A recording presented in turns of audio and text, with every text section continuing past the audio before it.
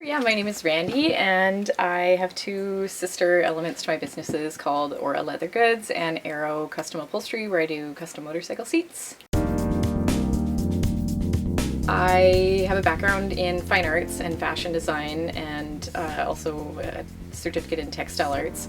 But in between some of those programs, I did a one-year trade certificate program in automotive, industrial upholstery and trim. Throughout that program, I learned to sew with leather through the upholstery trade.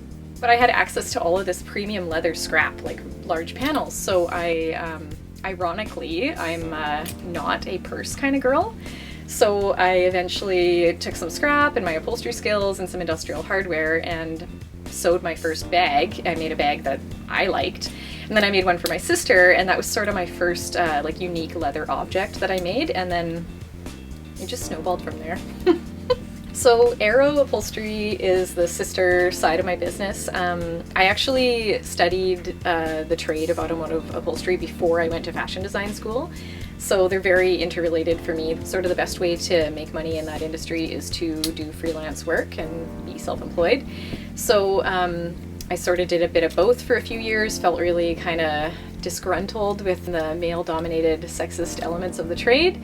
So I stepped back, I went back to school for fashion design and then textile art, and then had someone approach me, actually a good friend of mine, ask if he could apprentice with me and learn how to do motorcycle seats. So I said, sure, why not? They're fun to do, let's do this. And again, there was kind of a snowball effect there.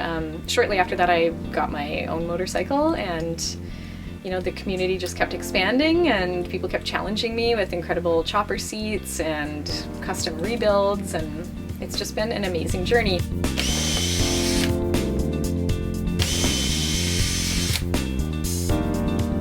Aura, I started as a fashion student in 2006, I believe. Yeah, it was Christmas time, so I made the first two Aura bags, one for myself and one for my sister. And again, the irony that I was not a purse girl, so I just, completely pulled them out of my imagination, definitely heavily influenced by my upholstery trade. Shortly after that, I was in a store in Gastown, and the shop owner complimented me on my bag, asked where I got it. I said I had made it. Next thing I knew, she wanted them in the store, and that exact scenario just kept happening. It happened on Main Street, it happened in Victoria, and so it was sort of an accident in a way. I love it. I'm about to hit bag number 1,800.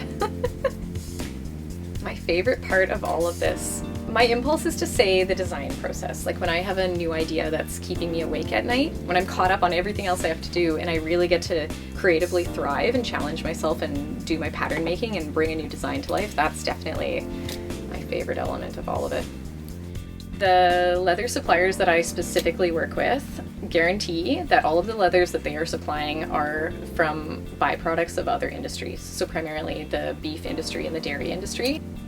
I do feel good about the fact that it's a byproduct that's eliminating an element of waste. So when I'm using hides that came from the dairy industry, I know that there's another step in that whole, cycle of use.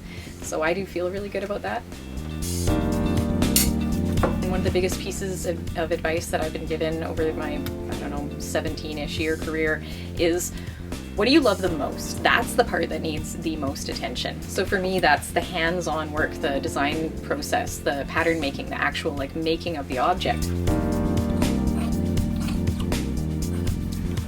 Something that helped me value my work and myself when I ceased working a day job to step fully into my career. These two women in particular as individuals really helped push me there. And the two pieces of advice that they gave me were, one of them said, more time means more opportunity. Be confident that if you're going to quit your day job to fully pursue what you want to do, believe that more opportunity is going to come, and she was absolutely right. The other one told me, the money will just come. It'll just come. Do what you love. Believe in what you love. Believe in what you do, and just keep doing it and pouring your heart into it, and people will see it and they're going to want it, and just keep going. And she was right too.